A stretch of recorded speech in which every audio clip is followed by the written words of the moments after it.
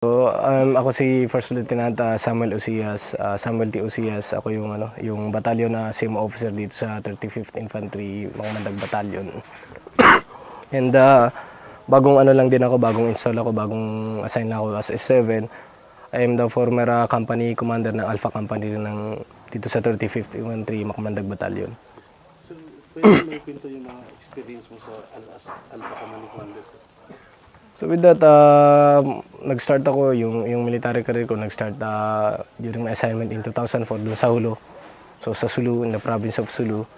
Doon ako nag-start as a platoon leader and at the same time executive officer.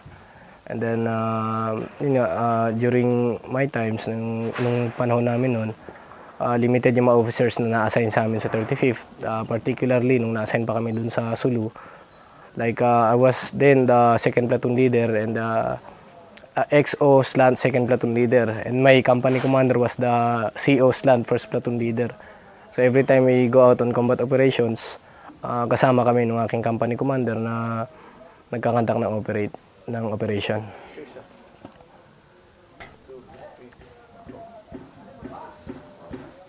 So dun sa experience ko during my company days, nakarami tayo ng we have several encounters na na-experience dun sa Ulo. And then, another dyan is, I was fortunate enough na nagkaroon ng experience, humble experience, in fighting and dealing, actually in encounters with almost lahat na yata ng mga threat groups dito sa atin. So, I had an experience with the CTM during my test mission sa schooling ko ng Ranger. Back then in Holo, I have encounters with the Busayaf and then with the MNLF. And nung na-assign naman dito sa Lanao, which is company commander pa rin ako doon, na ganun pa rin, na-experience din natin na makipag-enkwentro doon sa mga MILF. And I can say na in dealing with these different threat groups, meron silang mga kanya-kanyang styles and techniques. But basically, with our part, medyo na-enhance yan because of the TTPs, yung mga technique, tactics, and procedures natin. And then we have our SOPs. So with that, going back, start natin dun sa experience ko dun sa Sulu. Basic yan, sa doktrina natin is tinuturuan tayo ng ating mga fire and maneuvers sa schools, which is standard yan. Pare-pare na tinuturo. But then when you're out in the field, meron tayong mga konting mga deviations or konting improvements na ginagawa dun sa mga tinuturo sa atin sa mga schools or sa basic na doctrines natin. One of which is yung until now na nadala na naging sistema ng unit natin, dito sa 35th, is yung tinatawag natin na box formation. So itong box formation na to, ito yung tinatawag na overall security or overall perimeter during encounters. So before tayo na mag-command ng any maneuvers or what, as part na habang nag-observe tayo sa strength, sa capability, sa firepower ng kalaban during encounters, is giving emphasis on the overall security. So 360 degrees yan na naka-perimeter tayo.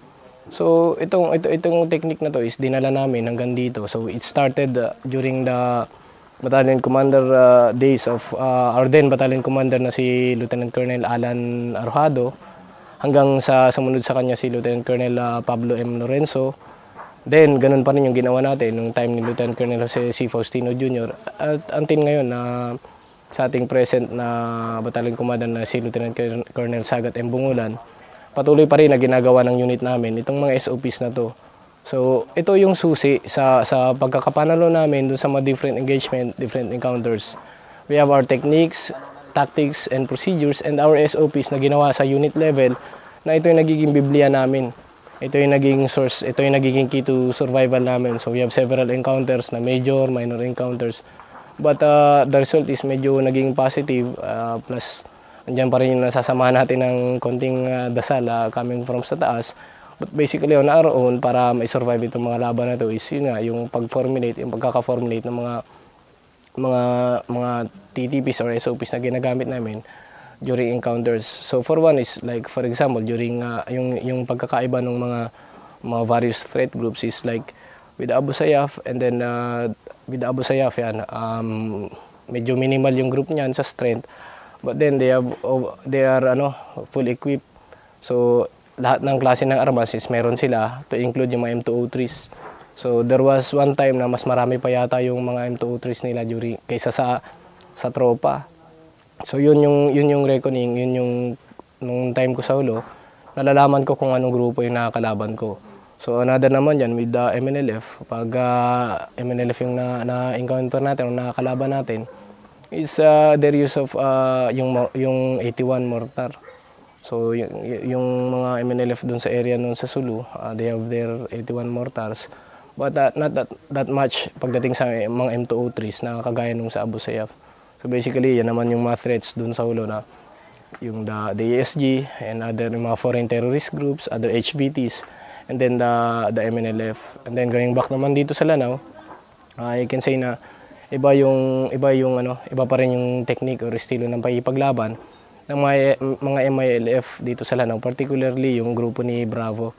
So malaki ang usapan na dito is yung dibdib siguro, Tapang.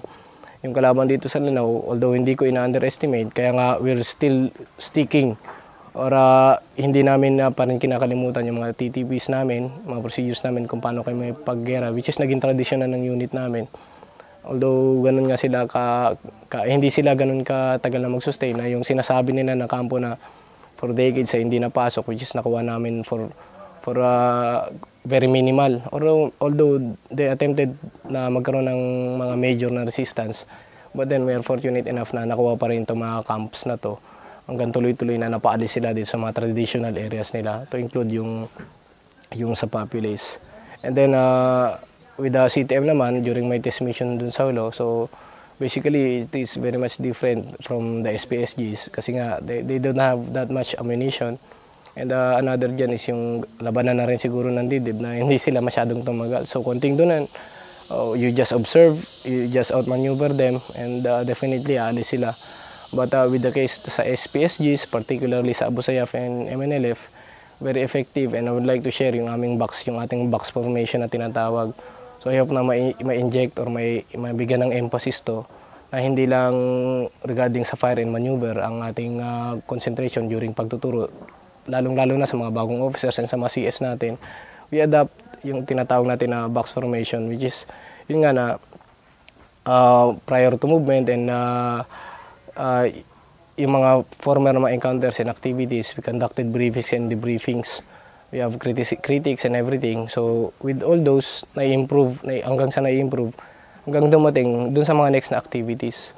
Ito ring box formation na to is very effective siya. Lalong-lalo na yung sa pang-counter dun sa tactics ng kalaban, which is yung pintakasi. So basically, ang setup kasi, for example, is dun sa Ulo na we'll be passing to several barangays and municipalities going to our objective. And once na na-hit mo yan, na-engage mo yan, you have enemies up front na i-engage ka. And then basically, itong mga barangays and municipalities na nadaanan mo, they will be reinforcing the same enemy na nakakalaban mo. So magugulat ka na lang, meron na nanggagaling sa likod, meron na nanggagaling sa kaliwat sa kanan. So what we did was, prior to movement, we react on the situation. But we have a plan, wina-war game na namin yan, on how the situation will be. Lahat ng extremes, lahat ng mga posibleng violence, hostilities na mangyari, ini-inject namin during movement. At yun yung ini-instill namin sa minds, sa mga utak ng mga officers, and ganoon na rin sa ating mga troopers. So basically, meron nang naka-designate who will be securing the left flank, the right flank, and the rear, at mag-i-engage. Andiyan na rin yung mga bilisan na pang counter mortar natin in case na ganun nga kalakas yung kalaban. Another din, yung element natin na yung pagdadala namin yung movement namin in mass o movement namin in bulk, depende sa need or depende sa mission na pinapakandak. But basically, one good thing dito sa unit is yung during battalion operations is yung pati mismo mga battalion commanders namin is kasama namin na nag-ooperate. So buo kami niyan, dinadala namin lahat ng puwersa, lahat ng firepower, lahat ng available na sundalo para mag-participate or mag-conduct ng mga offensives or any missions na binibigay sa amin. So another dyan is yung sinabi ko nga yung during the box formation, ang maganda kasi yung naidudulot nito is the officers who's in command is nasisecure ka, and nagkakaroon ka ng magandang at mabilis na decision making. So nakakatulong ito dun sa sinasabi nila na quick, accurate, and timely decision making, particularly during combat operations. Bakit? If you're, pagka nag-move kayo at biglang na-engage, hindi ka na magko-command na mag-secure ng left flank, mag-secure ng right flank and rear. So yan na yung technique, yung portion na sinabi ko kanina na prior to movement, ini-inject na namin yan sa briefings. And another is, we conduct like the small unit tactics training na makamandag level or the makamandag SUTT. So lahat ng mga bagong assigned officers or enlisted personnel na ma-assign sa unit namin will undergo this training. So itong training na to, pasok yung ating triad concept dyan. So intelligence-wise, binibigyan natin ng briefing or ng idea kung sino, ano ang kalaban, paano sino makapaglaban. Operational-wise, tinuturo natin yung box formations, paano tayo mag-move, paano tayo mag-conduct ng offensives and defense, and everything in concept na with regards sa operations. And another dyan is yung hindi natin kinalimutan, which is I think isa sa pinaka-importante, is the CMO aspect. So, cultural sensitivity, tinuturuan din natin sila ng mga bagay-bagay na kailangan nilang malaman, particularly yung mga galing sa malalayong lugar or galing dun sa mga units na nadadala pa yung mga kultura or tradisyon ng former units nila. So with this, itong SUTT na to, ito yung pinaka-preparatory course namin or ito yung pinaka-preparatory suit namin para fully ma-equip yung aming mga tropa, officer-wise or yung ating mga enlisted personnel before na mabigyan natin ng mga various missions or in accomplishing na various missions, nag-undergo tayo nitong SUTT na to. So napaka-epektibo nito dahil dito na mas napapaganda yung nagiging resulta ng mga labanan natin.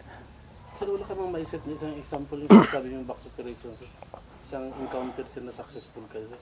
So during this box formation, for example, during my platoon leader days, I have this encounter dito sa area ng Patikul sa Parang sa Sulu. So meron kaming na-encounter na grupo na engage namin. So back then meron akong I was the platoon leader, so meron akong 3 squads. So prior to movement na meron na kaming naka-designate na yung triangulation namin. So yung 360. So yung box formation na to is like for example, nag-move tayo and then na-engage tayo sa harap. So whether kung saan yung nag-start yung firefight or saan nakapwesto yung kalaban, we have our troops, meron tayong elements na mag-engage sa kanila. Well, habang yung iba naman na naghihintay or instead of waiting or kung ano man maghihintay pa ng command, automatically is mahanap na sila ng posisyon nila. So we have those securing the left flank or the right flank. So it's whether it's a box formation or if it's a triangle formation when you're a platoon that you only have 3 squads. So basically the concept is yung overall security na hindi na natin hihintayin dahil definitely sabi ko nga kung dun sa Sulu or sa ASG or sa MNLF tactics na talagang nagpipinta kasi or nagmamaneuver sila, they have their real whirlwind tactics and everything. So marami rin silang konsepto dyan. So you have a prepared action na pagdating dyan. And nag-perimeter ka and then doon mo na lang malalaman kung paano mo masusuportahan or maka-counter maneuver yung tropa. But the thing is, prior to doing your maneuvers na magre-release ka ng 1 squad to maneuver whether to the left or to the right na mayroon kang gap sa overall security ninyo na nasa likod, yun yung magiging vulnerabilities. So itong technique ng box formation na to is isa sa mga key or factors kung bakit kami sa 35th as per record na rin na we have several na major na encounters but fortunately we have minimal na mga casualties. It's because of this tactic or this technique na yung box formation na tinatawag. So once again, prior to doing your maneuvers and everything, so alam ko naman na pabilisan ng counter maneuver yan, counter fire and everything. But then the concept of securing ng tropa and ng officers natin at para makapagbigay tayo ng magandang decision during firefights or encounters. Another na naman dyan is during one experience, ito yung during the time of Lieutenant Colonel Ceci Faustino, kung saan nagkaroon kami ng battalion on the attack. So pinasok namin yung Camp Marang sa Barangay Buansa sa Sulu kung saan ito yung kampo na to is for decades na hindi pinapasok. Ito yung tinasabi sa isa sa mga strongholds nila. So in Sulu, they have Camp Bilal and Camp Marang. So napasok na namin yung 2005, yung Camp Bilal. And then itong nakaraan naman is pinasok din namin yung Camp Marang na to. So ganun din. We have a battalion on the attack. So we have a company na 3 companies na napakaganda yung naging resulta dahil we have one company na nag-engage at immediately na nakipag-confront, exchange firefight dun sa mga kalaban. And another dyan is we have the other companies like the other companies na nag-secure ng left and right flank natin. So back then it was a decade old, maraming running trenches, bunkers and everything, and nandun yung bulk, yung majority ng forces nila. Basically, during that encounter, mas marami talaga yung kalaban in terms of number of personnel or numbers ng mga fighters nila dahil nga ito yung kanilang stronghold. But then even if we were that inferior pagdating sa number, but with the techniques, the tactics and procedures na ginamit namin plus yung mga experiences, yung moral ng ating tropa sa pakipaglaban is na-overcome namin yun, na-tilt namin yung imbalance at effectively na napaalis natin sila doon. So with that encounter, meron tayong casualty but it was very minimal kahit na napakarami or sinasabi kong overpowering or napakalaki ng strength in terms of number nung ating mga kalaban. Sir, wala ka bang may share sir na unforgettable experience mo sa combat, sir?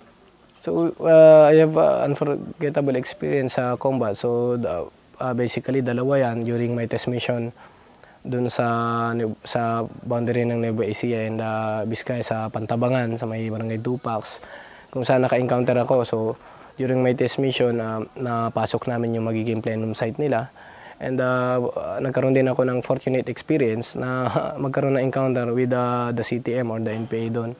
Back then it was unforgettable kasi na pasok namin yung plenum site with such a very minimum number of troops I have kasi it was a test mission, so we are a 7-man team. So section kami na nag-move but then naghiwalay pa kami ng teams by team, so napasok namin to and we were engaged with more or less 30 na mga NPAs na talagang naka-high ground, magandang position. They attempted to conduct ambush and sniping sa amin. But then we are fresh from school from the ranger training namin.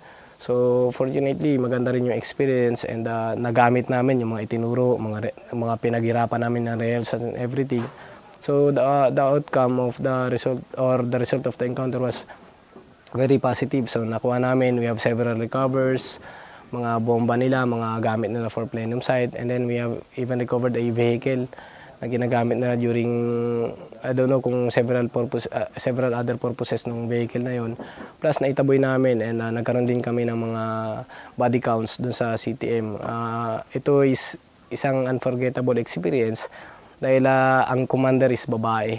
So during that encounter, naririnig ko kung paano mag-command, how they use their whistle, and how they use like yung observation dun is yung pag pumutok yung 60 nila, that's their go signal na magwi-withdraw sila. So alam natin yan dahil alam natin yung limitasyon nila in terms of yung mga ammunitions and everything. Plus yun nga sabi ko, prior to that, nagkaroon naman ako na experience dito sa Sulu. So nakita ko yung difference. So during that time, I was very confident dahil lumaharap tayo na sa napakarami, na napakalalakas ng baril. And during that time, babae ang commander, they are not that as audacious, they are not as brave, as willing to win the war. So nag-withdraw and during the withdrawal, hinabol namin. And it led to positive results. Kaya naka-recover kami ng mga body counts, firearms, and several other documents na nakatulong naman sa overall mission namin during test mission. Another dyan is yung pagpasok nga namin sa barangay Buansa dun sa Ulo. So yung Camp Marang na yan is pinasok namin. So Camp Marang is very known. So almost everyone na na-assign sa Ulo, pag sinabi mong Camp Marang and Camp Bilal, medyo alam na nila yan. So with that, as I was telling you, it was decade old na hindi napasok yan. Decades actually na hindi pinapasok. There were attempts by other units before. even yung mga elite forces natin na nagkaroon din sila ng magandang laban pagdating dyan sa vicinity na yan or sa immediate vicinity ng Camp Marang. It was unforgettable kasi back then it was like I was the operations officer and kasama namin na humihila sa amin yung aming battalion commander na si Lieutenant Colonel Jose C. Faustino. With a good plan, nagkaroon ng feint attack and then nahati ang concentration ng kalaban. Meron kaming pinakompromise na sinadya na tropa and then nahati, na-alarma yung kalaban, naghiwalay ng puwersa. And during their split or paghiwalay nila, that's the time na simultaneous naman na nagkaroon kami ng atake doon sa dalawang axes na dinaanan namin. And effective din siya kasi napaalis namin yung mga MNLF na nandun sa area. At sabi nga, with the very superior number nila, I think they were around 700 to 800 of them. And sa amin is like we're just around 300. So maganda ang naging resulta nun with very minimal casualty. And the mission was very successful kasi na-attain natin yung goal natin or yung purpose ng kinandak namin na operation na yun.